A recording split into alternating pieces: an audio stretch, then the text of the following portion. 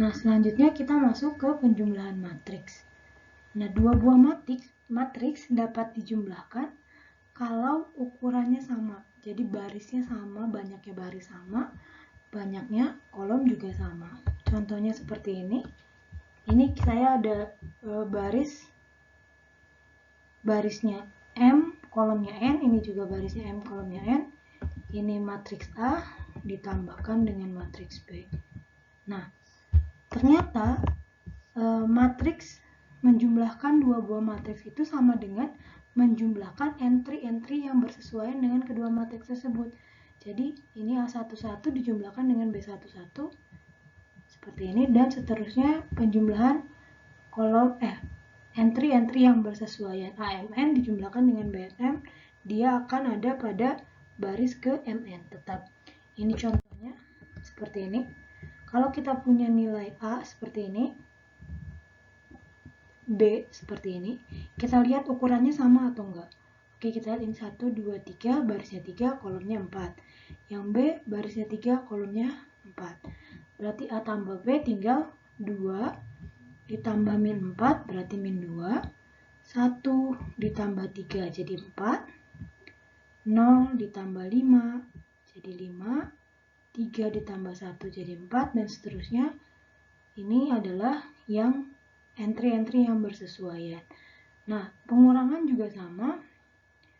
2 dikurangi negatif 4, 6. 1 dikurangi 3, negatif 2, dan seterusnya. Jadi pengurangan juga pada entry-entry yang bersesuaian. Nah, sekarang kita punya matriks C 2 kali 2. Kita punya matriks A dan B 3 kali 4. Ternyata memang tidak bisa dijumlahkan. Jadi A plus C, B plus C, A min C, dan B min C itu tidak terdefinisi karena memang tidak bisa dijumlahkan maupun dikurangkan. Seperti itu. Nah, sekarang kesimpulannya, ini sifat-sifat matriks saja. Dalam matriks, kalau kita punya A tambah B, itu juga sama dengan B ditambah A. Mengapa demikian? Contohnya seperti ini. Karena kita menjumlahkan setiap entry-entry-nya, dan entry-entry-nya adalah bilangan real atau bilangan kompleks. Mungkin nanti kalau misalkan kita bekerja dalam bilangan kompleks, nah penjumlahan dalam bilangan real, bilangan kompleks semuanya komutatif. Berarti ini alasannya karena entry-entry-nya real atau kompleks gitu ya. Terus penjumlahan bilangan real atau kompleks dia komutatif.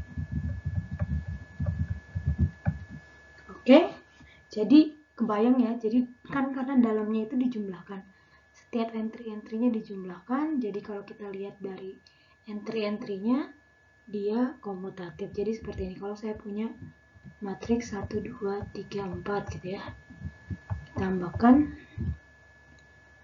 6, 7, 8, 9. Oke, ini kan sama dengan menjumlahkan 1 plus 6, 2 plus 7, 3 plus 8, 4 plus 8.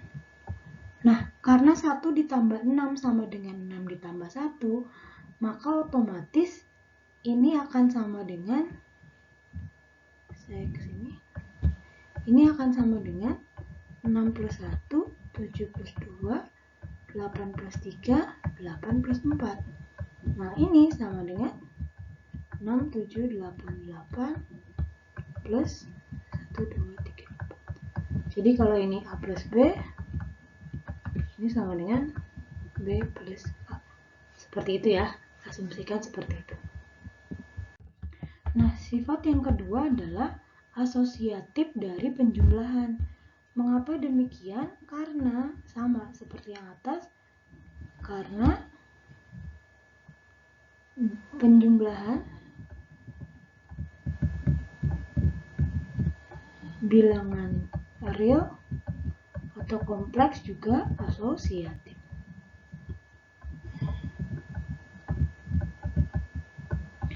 Asosiatif alasannya sama, Ini kalau kita punya A, B, C, D, kita jumlahkan dengan D, E, F, G, jumlahkan lagi dengan H, I, J misalkan, K. Nah, ini kan contoh ini kan sama dengan A kali D plus H. Oke, ini agar cepat langsung saya tuliskan saja. Jadi kalau kita punya ini suatu matriks dengan entry, sebut saja ini suatu entry pertamanya A, ini matriks lain entry pertamanya B, ini entry pertamanya C. Kalau kita jumlahkan dia jadi A plus B plus C, karena berlaku asosiatif pada bilangan real dan kompleks, maka pindah kurungnya jadi A plus B plus C, lalu kita kembalikan jadi matriks entry-nya A, ini entry-nya B, entry-nya C, dan seterusnya. Ini juga berlaku untuk semua entry-entry yang ada di sini. Oke, seperti itu.